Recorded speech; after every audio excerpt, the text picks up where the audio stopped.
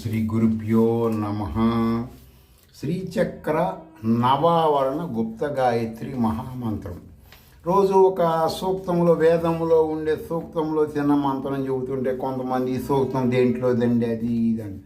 మీరు మీ దగ్గరలో ఉన్న వేద పాఠశాలకి వెళ్ళి అధ్యాపకుడిని అడిగితే చెబుతాడు. నేను మీకు వివరించాలన్నా, మీరు తెలుసుకోవాలన్నా కాలహరణం జరుగుతుంది. మీకు నిజముగా ఆత్మజ్ఞానం కావాలంటే వేదం చదివిన వాళ్ళ దగ్గరికి వెళ్ళి ఈ సూక్తం ఏ మంత్రం నేర్చుకోండి. డబ్బులు ఖర్చు పెట్టండి.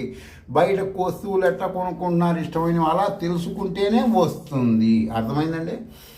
మేము ఆత్మజ్ఞానం తెలుసుకోవాలండి, శృతుల జ్ఞానం తెలుసుకోవాలి ఏ విధంగా అయినా సరే అంటే 40 రోజులు ఇప్పుడు చెప్పేటువంటి ఈ సూక్తంలో ఉన్న మంత్రం మీరు వేదం చదివిన వాళ్ళ దగ్గరికి నేర్చుకోండి. మీకు ఆటోమేటిక్గా శృతుల జ్ఞానం కలుగుతుంది.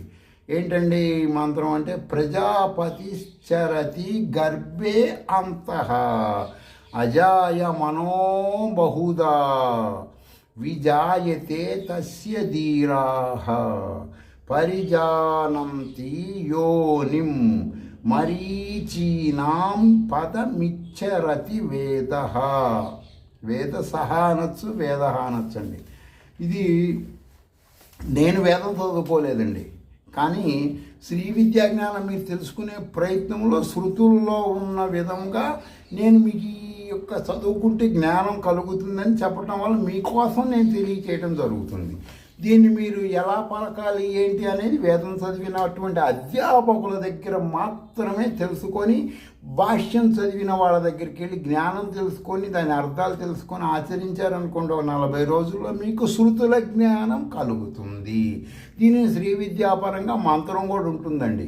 మీ గురువుల దగ్గరికి వెళ్ళి ఆ మంత్రం నేర్చుకున్నా ఇదే ఫలితం వస్తుంది. సరే, ఈనాటి శ్రీచక్ర నవావరణ గుప్త గాయత్రి మహామంత్రం ఏమిటంటే, ఓం హ్రీం ఓం కయ్యైల ఐం హ్రీం ఐం సర్వమృత్యు ప్రశమన్యై విద్మహే ఐం క్లీం సౌః అసకాహల హ్రీ అసకాహల క్లీం హ్రీం క్లీం సర్వ సంజీవిన్యై ధీమహి ఐం ఈం ఔః సకల శ్రీం హ్రీం శ్రీం తన్నో శ్రీదేవి ప్రచోదయాత్. ఈ శ్రీచక్ర నవావరణ గుప్త గాయత్రి మహామంత్రము ఈనాడు చెప్పిన వేద మంత్రంలో సూక్తముకి సంబంధించిన మంత్రము.